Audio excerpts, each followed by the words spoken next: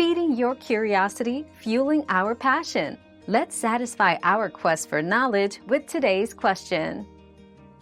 Holding your breath can stop hiccups by raising carbon dioxide levels in your blood, which might relax the diaphragm and reset your breathing. But it doesn't work for everyone, and scientists still don't fully understand hiccups.